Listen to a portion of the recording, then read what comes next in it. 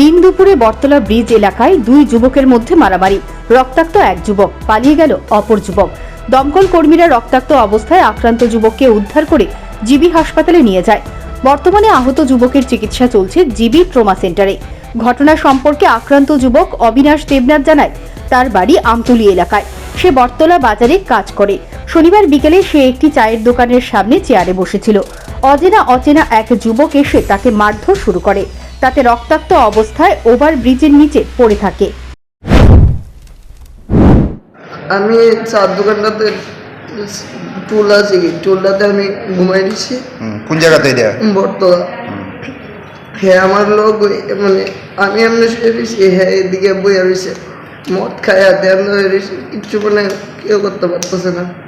আমি ঘুমাই দিছি, অনেকক্ষণ হয়ে গেছে, হঠাৎ করে হ্যাঁ ইট দিয়েছি, আমার মাথাত কেজা মারছে। কি কারণে দিছে তোমার? শুধু কিচ্ছু কইছি না। ওর সঙ্গে কি ঝগড়া হয়েছে? না, কোনো কিচ্ছু না, কোনো কিছু হেঁটে জিঙাইছিও না, কইছিও না। হ্যাঁ, আমার লোকে কোনো কথা কইছে না। তুমি বটতলাতে কি করো? আমি বটতলাতে এমনি মরদ করে কাজ করি। আচ্ছা, কাজ করি। যে মাসে তুমি চিনো নিয়ে? না, আমি হেরে চিনি না। শুধু মাথার মধ্যে আঘাত করছে? আবার মারতে আসছিল, লগে না উঠলে আরো মাল লইলে মারতে আসছিল। হাসপাতালে কে আনছে তোমাদের? Fire service. তোমার নাম কি? অবিনাশ দেবনাথ। বয়স কত? 21+। বাড়ি কোন জায়গায়? বাড়ি আমতলী।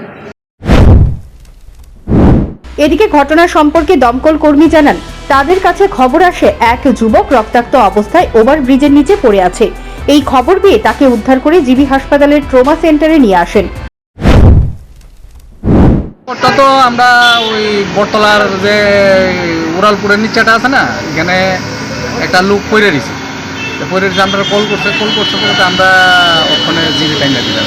আচ্ছা, কি অবস্থা পাইছেন আপনারা? কি হ্যাঁ পড়ে দিছে, কইতেছে আমার কি ঢিল দিছে নাকি কি কইলে কথা বলি।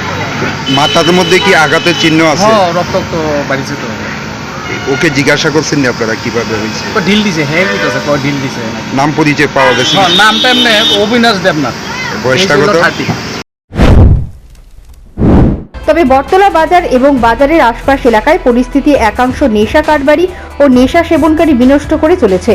প্রায়শই এই নেশায় আসক্ত হয়ে এক অপরের সঙ্গে বিবাদে জড়িয়ে পড়ে। আর পুলিশ থানায় বসে কেবল এই সব ঘটনার তামাশা দেখে যাচ্ছে, এই অভিযোগ বাজারের ব্যবসায়ীদের। Bureau report, news prime Tripura.